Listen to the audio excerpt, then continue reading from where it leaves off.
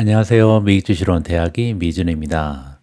1월 28일 오늘의 미국주식 뉴스를 시작합니다. 오늘도 변함없이 미국 주식 투자의 정석을 지키고 있는 미준에 오신 것을 환영합니다. 미준 패밀리 여러분들 즐거운 설 연휴 만끽하고 계신지 모르겠습니다. 미국 증시의 분위기가 좋았다면 연휴에 조금 더 즐거운 마음으로 시간을 보내셨을 텐데요. 안타깝게도 조정을 받고 있습니다. 특히 이제 한국인 투자자분들이 집중 투자하고 계시는 반도체 종목들이 굉장히 많은 폭으로 주가가 떨어져서요. 내심 굉장히 걱정이 됐었습니다. 설 연휴인데 많은 분들께서 좀 기분이 상하셨겠구나 이렇게 걱정하는 마음이 있었는데요. 댓글창을 보니까 개인적으로는 너무나 안도가 되더라고요. 한 1년 전, 2년 전만 해도 이렇게 주가가 한꺼번에 많이 떨어지게 되면 흔히 얘기하는 곡소리가 많이 났었거든요. 근데 최근에는 주가가 많이 떨어지는 날에도 오히려 줍줍에 대한 그런 토론이 좀 전개되는 것 같고요. 상당히 많은 투자자분들께서 안정적인 마음으로 급락하는 추세를 그냥 관망하신다라는 느낌을 받고 있습니다. 그만큼 최근에 이제 수익률도 굉장히 좋으신 투자자분들이 많이 계시고요. 또 이제는 주식 투자의 그 맵집이라 그럴까요? 이런 정신력이 좀 강화되신 분들이 많이 계신 것 같습니다. 그래서 주가가 많이 떨어져도 당황하거나 아니면 좌절하는 모습을 보이시는 분들이 굉장히 예전에 비해서는 적어졌다. 이 부분이요. 저는 개인적으로 굉장히 좀 어떻게 보면 지금까지 미준이라는 채널이 5년 가까이 진행이 되면서 많은 분들의 투자 근육이 강화됐구나라고 스스로 좀 보람을 느끼고 있습니다. 오늘 방송은 제가 배경이 좀 바뀌었잖아요. 어제 주가가 너무 떨어지길래 좀 마음을 가다듬는 의미에서 방 청소도 하고 또 구조를 좀 바꿔봤습니다. 그래서 지금 여러분들께서 보는 화면의 배경이 조금 달라졌을 텐데요.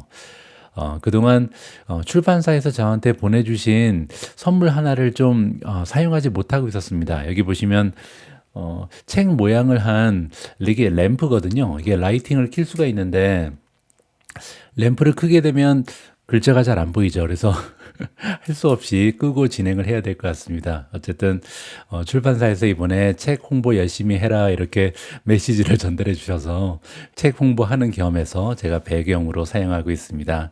참고로 여러분들 덕분에 미국 주식 투자의 정석은요, 아직까지도 국내 도서 종합순위에서 8위에 마크가 되어 있습니다. 엄청나게 많은 책들이 출간이 되고 있는데 그중에서 종합 8위라는 것은 정말 대단한 실적이죠. 그리고 여러분들 덕분에 여기 보시면요. 국내 도서 1위, 일주라고 써 있죠.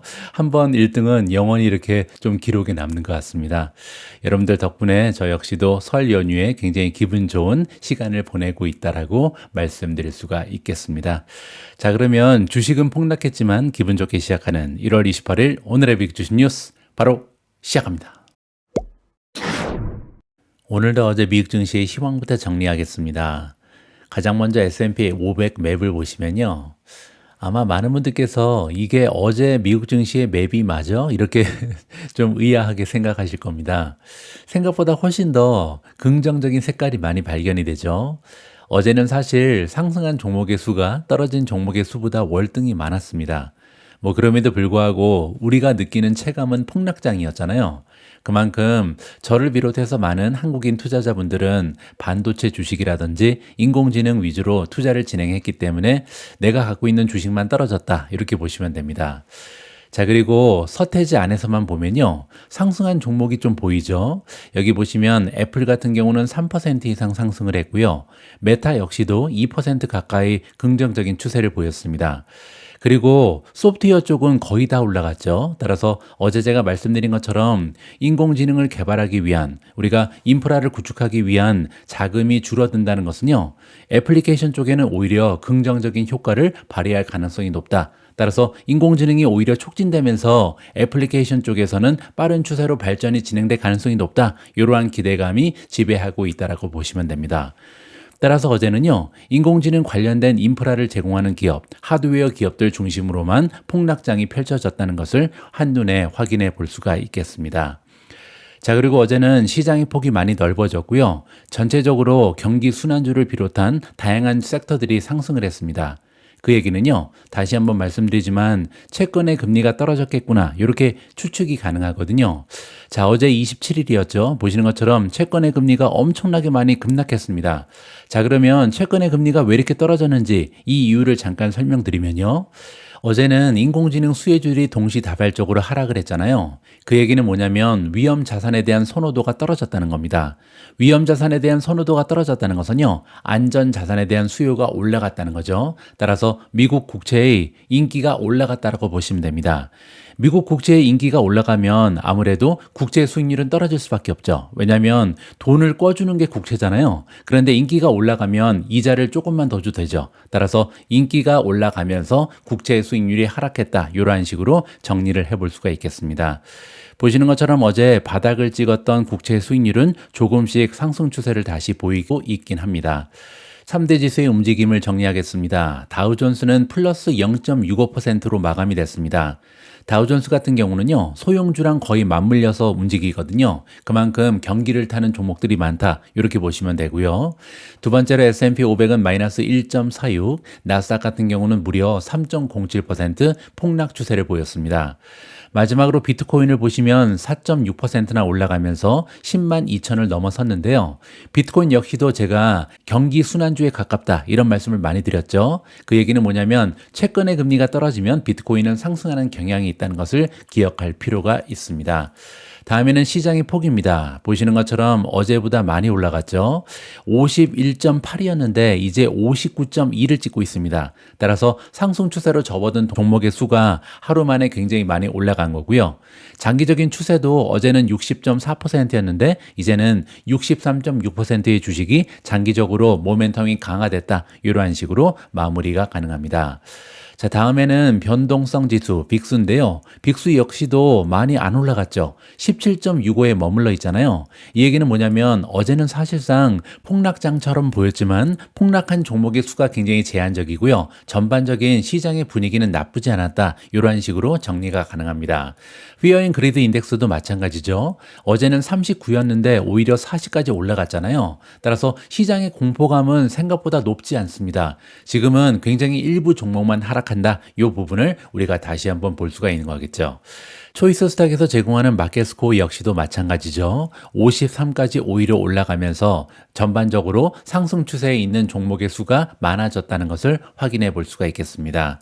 자, 반면 미준 탑픽의 성적은 굉장히 초라한데요. 어제는 딱 3종목만 상승을 했습니다. 비트코인이 4.7% 올라갔고요. 두 번째로 메타가 플러스 1.91, 아마존이 0.24% 올라가면서 플러스를 기록했습니다. 나머지는 모두 하락했는데요. 최근까지도 추세가 좋지 않았던 제타는 0.48% 떨어지면서 마감이 됐고요. 마이크로소프트는 마이너스 2.14, 테슬라 마이너스 2.32, 구글 마이너스 4.20, 팔란티어 마이너스 4.48, 앱러빈 마이너스 5.53, B2 마이너스 6.56, TSMC 마이너스 13.33, 엔비디아 마이너스 16.97, 브로드컴 마이너스 17.40, 비스트라 마이너스 28.27, 마지막으로 크레도 같은 경우는요, 무려 30.91% 폭락을 하면서 마무리가 됐습니다. 어제는 사실상 반도체 종목만 떨어졌다, 이렇게 이야기해도 과언이 아닌데요. 그래서 오늘 첫 번째 기사는 반도체 섹터 최악의 하루로 결정을 했습니다. 어떠한 일이 있었는지 확인해 보시죠. 베넥 세미컨덕터 ETF, 티커 네임은 SMH인데요. 미국에 상장돼 있는 주요 반도체 종목을 모아놓은 ETF다, 이렇게 보시면 됩니다. 자, 그런데 SMH는요, 중국 스타트업 딥시크가 AI 경쟁에 대한 우려를 불러일으켰고요. 칩 주식과 기술 부분 전반에 매도세가 이어지면서 월요일에 거의 5년 만에 가장 큰 폭의 하락을 기록하며 마감했습니다. 5년 만에 가장 큰 폭의 하락이라는 것은요, 2025년 빼기 5년은 2020년이잖아요. 즉 코로나 이후에 이렇게까지 반도체가 폭락한 적은 없었다, 이렇게 보시면 됩니다. 순자산 운용 규모, AUM이라고 부르는 거고요. 순자산 운용 규모를 기준으로 했을 때 가장 커다란 반도체 ETF인 SMH는요, 9월 이후 최저치인 235.81달러로 하루 만에 무려 9.8%나 폭락을 했습니다. 이 손실은요, 시장이 코로나19 팬데믹 확대에 대응하기 위해 고분분투하던 2020년 3월 펀드 가격이 한 섹션 동안 14% 급락한 이후 가장 큰 폭의 하락이었다. 이렇게 정리가 나와 있고요. 자, 여기에서 역사는 반복된다. 이 부분을 생각해 보면요. 그때 2020년에 이 팬데믹이라는 정말 말도 안 되는 엄청난 악재가 있었잖아요. 그때는 정말 세상의 종말이 찾아온 것처럼 느껴졌죠. 그때 역시도 14% 급락한 이후에 6개월 이후에 1년 이후에 2년 이후에 SMH의 주가가 어떻게 반등했는지 이 부분을 우리가 기억할 필요가 있겠습니다. 월요일 섹션은요. 이 펀드의 최대 보유 기업인 엔비디아의 시가총액이 무려 5,890억 달러 손실을 내면서 끝이 났습니다. 투자자들은요. 앱스토어에서 오픈 AI의 챗봇, 챗GPT를 능가하는 딥시크의 AI 챗봇 다운로드 수가 급등한 거에 놀라움을 금치 못했다. 정말 엄청나게 많은 다운로드 수가 있었는데요. 이 중에 일부는 이거를 사용하기 위해서라기보다는 어떤지 한번 보기 위해서가 대부분이 아닐까 저는 개인적으로 판단합니다. 저 역시도 인공지능을 굉장히 자주 사용하는 사람 중에 한 명인데요. 어제 저 역시도 딥시크를 다운받았거든요. 하지만 한번 사용하고 나서 다시는 들어가지 않고 있다. 이 부분을 우리가 생각해 볼 필요가 있습니다. 딥시크는 지난주에 R1 대형 언어 모델을 공개했는데요. 미국 기업들이 자사 제품에 수십억 달러를 쏟아부은 것과는 달리 개발에 들어간 600만 달러의 비용 때문에 기술 투자자들을 놀라게 한 바가 있습니다. 베넥 세미컨덕터 ETF, SMH의 거래량은요, 월요일에 2,160만 주를 기록했는데요. 이는 3개월 평균치가 560만 주거든요. 따라서 엄청나게 거래량이 급등하면서 폭락했다. 이렇게 보시면 되죠. 다음은 월요일에 SMH ETF를 구성하는 10대 최대 보유 자산의 성과, 그리고 시킹알파의 독점적인 퀀투 레이팅을 보여주고 있습니다. 자, 일단 SMH의 구성 종목 중에 가장 많은 비중을 담당하는 종목은 역시 엔비디아입니다.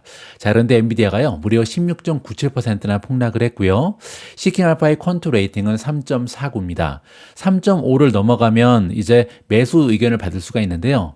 시킹알파의 퀀투 레이팅 같은 경우는요, 5가지의 평가 항목 중에 단 한 가지라도 F학점 혹은 D-학점을 받으면 절대 3.5점으로 넘어갈 수 없습니다.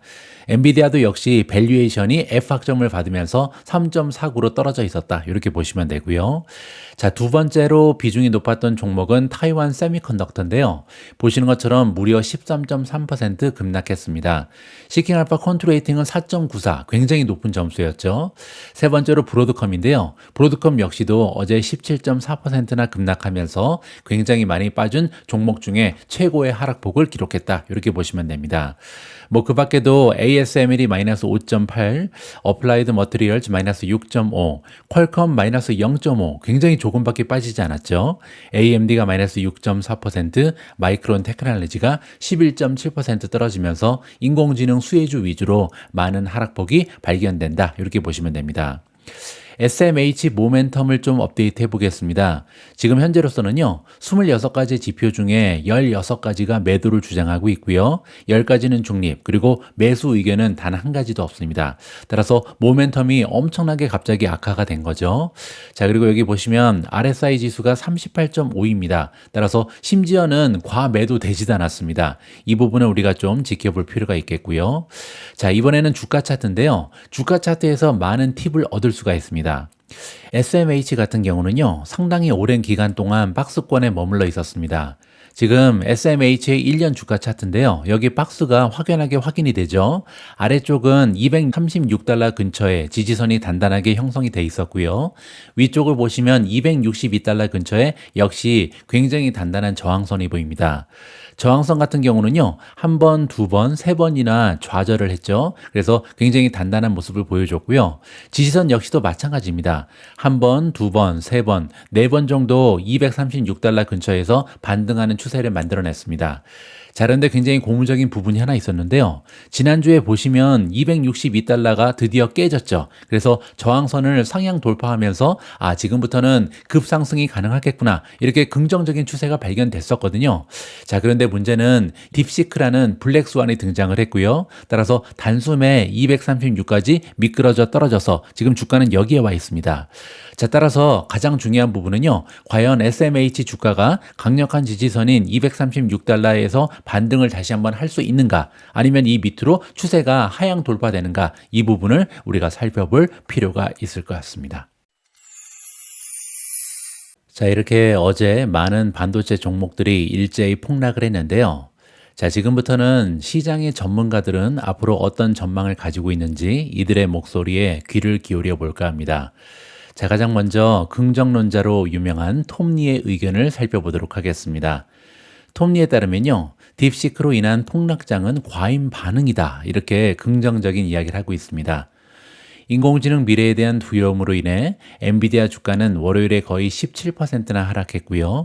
주식시장에도 영향을 미쳤습니다. 그러나 펀드스트랩 글로벌 어드바이저의 리서치 책임자인 톰리에 따르면요. 투자자들은 과잉 반응을 보이고 있는 것으로 보인다. 따라서 지금은 너무나 주가가 갑자기 많이 떨어졌다. 이렇게 주장하고 있습니다. 중국 AI 스타트업 딥시크가 월요일에 매각을 촉발했죠. 이 회사는 12월 말에 600만 달러 미만의 비용으로 구축되었다고 주장하는 무료 오픈소스 대형 언어 모델을 선보였고요. 이 개발로 인해서 경쟁 AI 모델이 저렴한 비용과 저성능 칩으로도 구축될 수 있다는 우려가 촉발되고 있습니다. 제가 볼 때 이것은 과잉 반응이다. 톰리는 월요일 CNBC의 클로징 벨에 출연해서 이렇게 얘기했고요. 엔비디아의 하락은 2020년 3월 이후 최악의 상황이며 우리는 이것이 결국 투자자들에게 엄청난 기회가 될 것이라는 것을 잘 알고 있다. 과거에도 이렇게 폭락했을 때는 항상 줍줍 기회였잖아요. 따라서 이번에도 주가가 얼마나 오래 떨어질지 아니면 상승하는데 얼마나 오랜 시간을 기다려야 될지 이건 잘 모르겠지만 결국은 이것은 줍줍의 기회였다. 이러한 식으로 예상이 가능합니다. 따라서 어제는 즐거운 날은 아니었지만 저는 이것을 기회로 보고 싶다라고 주장하고 있습니다. 톰리는 또한 지난주에 엔비디아가 베타 맥스가 되었다면 개인적으로 놀랄 것이다. 베타 맥스는 뭐냐면요. VHS와의 경쟁에서 패배하면서 지금은 사용되지 않는 비디오 카세트 레코딩 포맷을 얘기합니다. 따라서 만약에 어제 뉴스로 인해서 엔비디아가 이제 시장에서 장악력을 잃는다. 엔비디아 칩 필요 없다. 이런 식으로 되면 말이 된다는 거죠. 하지만 어제 엔비디아 주가가 떨어졌음에도 불구하고 아직까지 엔비디아 GPU는요. 시장을 지배하고 있고 앞으로도 지속적으로 엔비디아 GPU에 대한 수요는 넘쳐날 것으로 우리가 예상을 해볼 수가 있죠. 자, 따라서 월요일에 나타난 칩 거대 기업의 주식을 매각하는 상황을 정당할 수 있는 유일한 상황이 아니다라고 설명해주고 있습니다. 자, 물론 톰리는요, 이번 매각이 성과를 거두고 칩 제조업체의 장기적인 추세가 될지의 여부는 시간이 지나야 알 수 있을 것이다. 얼마나 오랫동안 하락 추세가 지속될지, 그리고 반등이 가능할지, 다시 주가가 회복하는 데는 얼마나 오래 걸릴지는요, 그 누구도 알 수 없다는 거죠. 하지만 지금으로서는 엔비디아의 하락세가 매수 기회라는 그의 견해를 고수하고 있다. 따라서 톰리가 보기에는요, 지금은 엔비디아 주식을 팔아야 될 때가 아니라 오히려 매수해야 될 때다. 이렇게 투자 조언을 안겨주고 있습니다. 톰리는 또한 기술 분야를 제외한 나머지 분야 중에 금융 섹터가 앞으로 나아갈 방향이 마음에 든다. 이렇게 얘기합니다. 그리고 금융 분야가요. S&P 500 지수에서 가장 좋은 투자 아이디어를 가진 분야다. 따라서 지금은 11가지의 S&P 500 섹터 중에요. 가장 좋아 보이는 유망한 섹터는 바로 금융주다. 이렇게 지금 얘기하는 거죠. 그 이유를 한번 들어봐야겠죠. 올해 금융 분야는 새로운 행정부, 비둘기파적인 연방준비제도, 은행에 부담이 되지 않는 금리, 그리고 자본시장 활동 상승으로 이어질 수 있는 시기, 낮은 밸류에이션 등 꽤 좋은 근본적인 변화의 사례라고 생각한다. 따라서 지금 금융주가 올라갈 수 있는 여러 가지 복합적인 호재가 겹쳐 있다라고 톰리는 주장하고 있습니다. 자, 미주원의 한마디로 마무리하겠습니다. 미국 증시를 이끌어왔던 인공지능 수혜주가 무너지면서 앞에서 설명드린 것처럼 미국 국채 금리가 4.5%까지 하락했습니다. 따라서 지금은 안전자산에 대한 수요가 올라가면서 금리가 떨어져 버렸잖아요. 자, 그런데 그 와중에 이번 주 수요일에는요, 연준의 FOMC 미팅이 잡혀 있고요. 그리고 금요일에는요, PC 인플레이션 지표가 발표가 됩니다. 자, 만약에 이 두 부분에서 긍정적인 소식이 추가되면요. 이러한 금리 하락 추세는 오히려 강화될 가능성이 높다. 채권의 금리가 계속 떨어질 수도 있다는 거죠. 그리고 만약에 채권 금리, 시장 금리가 이렇게 계속 하락하게 되면요. 금리에 민감한 비트코인, 경기순환주, 금융주, 그리고 소형주의 상승세가 만들어질 가능성이 엿보인다라고 보시면 됩니다. 자, 따라서 이번에 딥시크 사태로 폭락한 테크주 역시도 우리가 저가 매수해야겠죠. 하지만 동시다발적으로 비트코인, 경기순환주, 금융주, 소형주 등으로 분산 투자를 강화해야 되는 시기로 판단이 되고 있습니다. 자, 따라서 이번에 승자가 한 명 있는데요. 바로 현금이 두둑한 투자자죠. 현금 비중이 높은 투자자 입장에서는요. 매수할 섹터와 종목이 많아지는 굉장히 좋은 시기로 접어들고 있다라고 생각됩니다. 다음에도 시장의 긍정적인 목소리에 포커스를 좀 맞춰보겠습니다. 이번 기사의 제목을 보시면요. 딥시크의 광란은 테크주의 황금 같은 매수 기회다. 이렇게 긍정적인 주장을 하고 있거든요. 어떠한 내용인지 한번 확인해 보시죠. 중국 딥시크가 R1 대형 언어 모델 출시로 인해 기술주의 폭락을 일으켰고요. 미국 기업의 경쟁 모델 비용에 대한 우려를 자아냈는데요. 이는 투자자들에게 황금 같은 매수 기회다 이렇게 주장하는 월가의 기관들이 많이 발견이 됩니다. 먼저 웨드부시 증권의 애널리스트들은요. 고객들한테 보내는 메모에서 다음과 같이 얘기했습니다. 분명히 월가에서는 딥시크를 미국의 기술 지배력과 AI 혁명을 위협하는 주요 요소로 간주할 것이다. 따라서 엔비디아를 필두로 한 기술 관련 주식들이 엄청난 압박을 받고 있다. 이 모델은 인상적이며 파급 효과가 있을 것이다. 자, 그러나 현실은요, 매그니피센트 세븐과 미국 테크 기업들은 중국과 특히 딥시크가 따라올 수 없는 모든 생태계와 인프라를 다 갖춘 인공 일반지능의 최종 단계에 초점을 맞추고 있다. 따라서 완전히 차원이 다른 개발 단계다. 이렇게 얘기하고 있습니다. 현재 AI 초점은요, 기업령 사례와 광범위한 인프라에 있으며 향후 3년 동안 2조 달러의 자본 지출을 촉진하고 있다. 따라서 딥시크 하나 때문에 갑자기 이러한 모든 계획과 발전 속도가 늦춰지지는 않을 것이다. 이렇게 주장하는 거죠.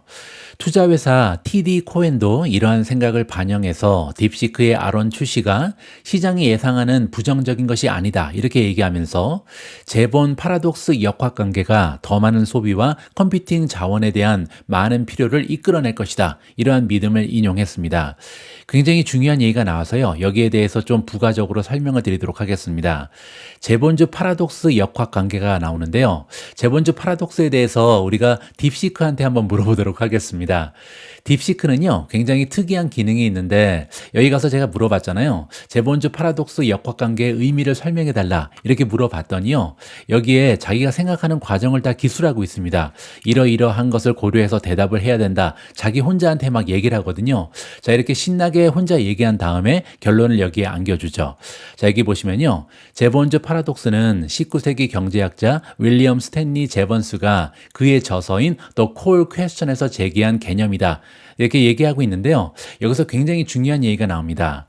기술적 효율성 향상이 오히려 자원의 총 소비량을 증가시킨다. 이러한 역사를 얘기하고 있거든요. 자, 여기에 역사적인 사례가 나오는데요. 예를 들어서 LED 조명의 보급으로 인해서 에너지 소비가 절감될 것으로 예상이 됐습니다.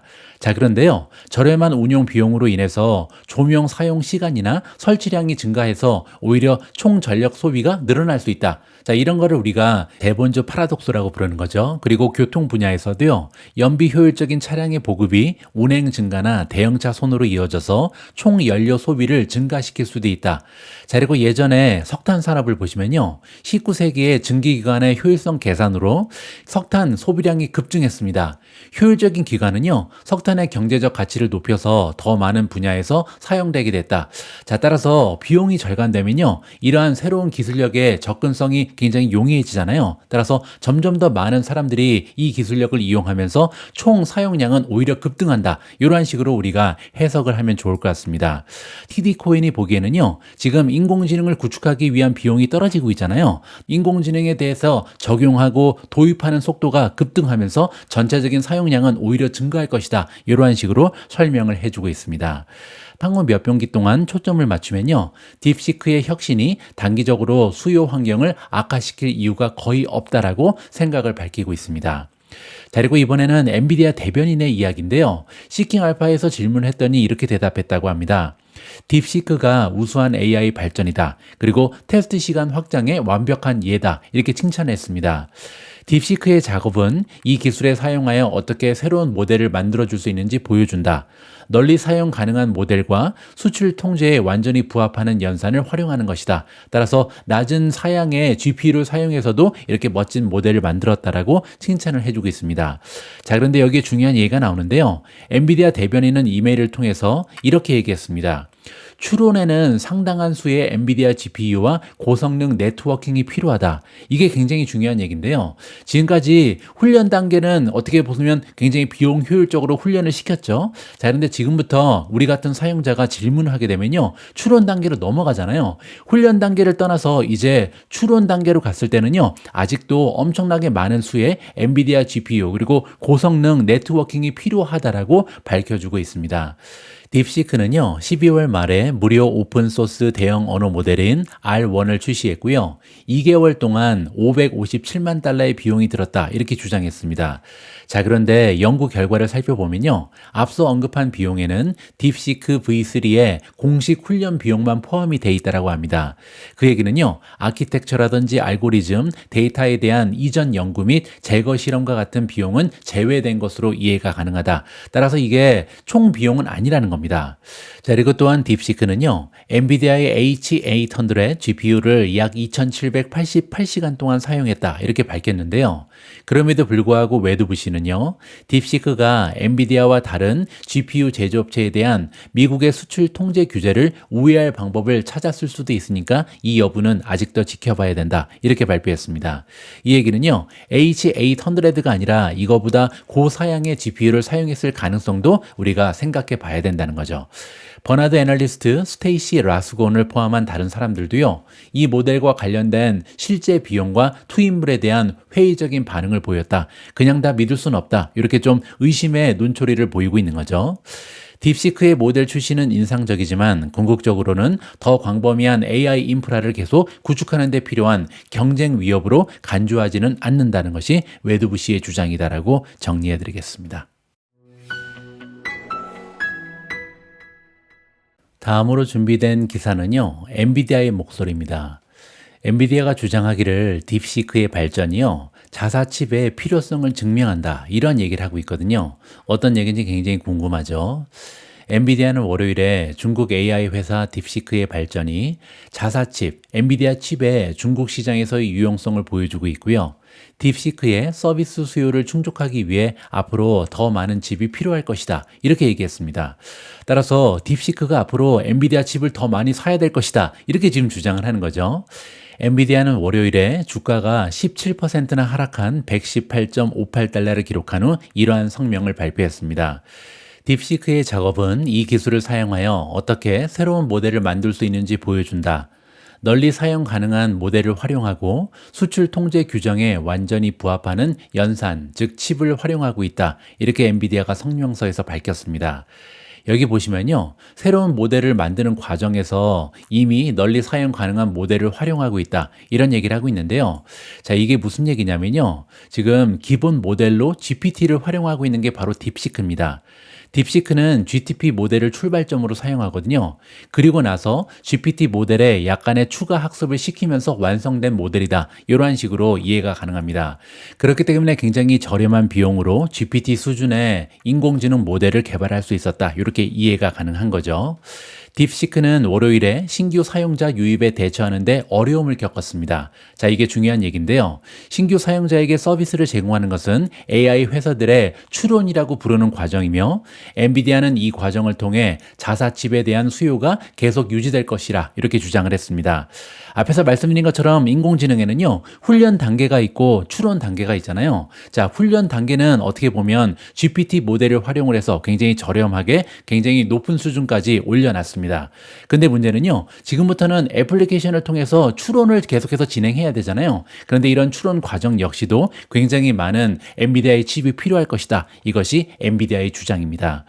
엔비디아는 성명서에서 추론에는 상당한 수의 엔비디아 GPU와 고성능 네트워킹이 필요하다 이렇게 직접 밝혔고요. 엔비디아는 현재 최신 수출 통제 규정을 충족하도록 설계되어 있는 H20라는 칩을 판매하고 있습니다. 이게 추론 칩이거든요. 중국 쪽에 판매하는 추론 칩이다. 이렇게 보시면 됩니다.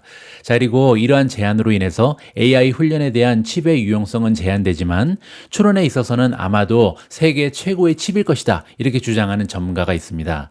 자, 그런데 문제는요. 워싱턴이, 즉 미국 정부가 세계 최고의 추론 칩이 중국에 판매되는 것을 언제까지 허용할까? 이 부분도 우리가 고려할 필요가 있다. 앞으로 이 부분의 전개 사항도 체크할 필요가 있어 보입니다. 자, 엔비디아의 모멘텀입니다. 정말 참담한데요. 26가지 지표 중에 16가지가 매도고요. 10가지는 중립을 주장하고 있습니다. 아직까지 RSI 지수가 34.43에 머물러 있습니다. 따라서 과매도된 상태도 아니다. 추가적으로 조금 더 떨어질 가능성까지도 우리가 예측을 해야겠죠. 자, 그리고 주가 차트를 보시면요. 아까 우리가 SMH의 주가 차트를 봤는데요. 그거보다도 오히려 더 부정적입니다. 그 얘기가 뭐냐면요. 엔비디아 주가 역시도 횡보 추세를 3개월 동안 지켜왔습니다. 여기 보시면요. 152달러 부근에서 두 번이나 막혔죠. 그리고 아래쪽을 보시면요. 130입니다.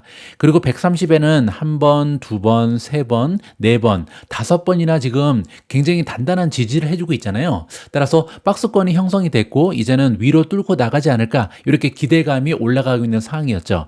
자, 그런데 문제는요. 아직까지 한 번도 152달러를 뚫은 적이 없다는 사실입니다. 따라서 박스권 안에서 이제 뚫을까 말까 좀 기다리고 있었는데 돌파를 하지 못하고 밑으로 쭉 떨어졌죠. 그리고 중요한 부분은요. 지금 엔비디아의 주가는 118달러까지 떨어졌거든요. 그 얘기는 뭐냐면 지금까지 엔비디아의 주가를 보호해왔던 단단한 지지선이 깨졌다는 거죠. 따라서 130달러가 뚫리면서 지금 118달러까지 조정을 받으면서 지금으로서는 굉장히 어려운 상황이 만들어지고 있다. 이렇게 보시면 됩니다. 자, 다음에는 이동 평균선인데요. 엔비디아 주가 차트는요. 2024년 12월 21일 20일 이평선이 60일 이평선 아래로 떨어지면서 데드 크로스가 발생했습니다. 바로 이 부분이죠. 파란색이 20일 이평선 그리고 여기 녹색이 60일 이평선인데요. 순서가 바뀌었죠. 자, 이렇게 단기선이 중기선 아래로 떨어지는 것을 우리가 데드 크로스라고 부르고요. 데드 크로스는 굉장히 단기적인 추세가 악화될 수 있다는 신호입니다. 따라서 비중을 축소할 필요가 있다. 이런 식으로 이해가 가능하거든요. 그리고 나서 지금까지 주가가 계속 횡보를 했다. 이 부분을 확인해 볼 수가 있는 거죠. 자, 다행인 부분은요. 아직까지는 이동평균선 투자법에 입각한 주식 매도 신호는 완성되지 않았다. 이동평균선 투자법에 매도 신호가 발생하기 위해서는요. 단기, 중기, 장기 이평선이 역배열돼야 됩니다. 그리고 또 한 가지, 세 가지 이평선 모두 하향 곡선을 그어야 되거든요. 지금으로서는 그런 추세는 발견되지 않는다. 따라서 엔비디아 주식을 다 매도할 필요는 없다. 이런 식으로 마무리가 가능할 것 같습니다. 오늘 방송에서는 AI 수혜주들의 폭락에 관련된 시장의 전문가들 의견 그리고 엔비디아 의견을 여러분들께 전달해 드렸습니다. 자, 오늘 마지막으로는요. 과연 지금 현재 상황에서 제가 가지고 있는 투자의 관점은 어떻고 저의 개인적인 의견은 어떤지 이 부분을 여러분들과 공유해 볼까 합니다. 자, 그리고 마지막 기사는요, 제가 직접 썼기 때문에 제가 읽어드리는 것보다는 AI 목소리, 제 목소리를 닮은 AI가 읽어드리도록 하겠습니다. 자, 그리고 그에 앞서서 오늘은요, 오래간만에 소중한 미준 올인원 멤버분께서 남겨주신 후기를 읽으면서 마무리하도록 하겠습니다. 튤립 한다발이라는 아이디를 쓰시는 분이고요. 안녕하세요. 제가 미주님을 처음 알게 된 것은 제가 네덜란드 에인트호반에 거주한 5년 전입니다. 그 당시 남편이 ASML로 이직을 했거든요. 거의 미주님 초창기죠. 그래서 제 아이디도 튤립 한다발입니다. 지금은 한국에 돌아와 창원에 있어요. 제가 지난해 가을부터 유튜브를 다시 듣다가 발전하신 미주님에 일단 놀랐고 그래서 예전부터 힘들었던 생각을 버리고 12월부터 멤버십도 가입해 봤어요. 지금까지는 100% 만족입니다. 오늘 응원차 창원 교보문고에 들러서 책도 구매했어요. 남편도 책 내용이 너무 좋다며 놀라네요. 건강 챙기시면서 함께 부자 되기를 기대합니다. 새해 복 많이 받으세요 라고 아주 따뜻한 메시지를 1월 27일 어제 폭락장 가운데 남겨주셨습니다. 우리 모두가 미국 주식 투자로 은퇴하는 그날까지 다 함께 화이팅입니다. 행복한 하루 되세요. 감사합니다.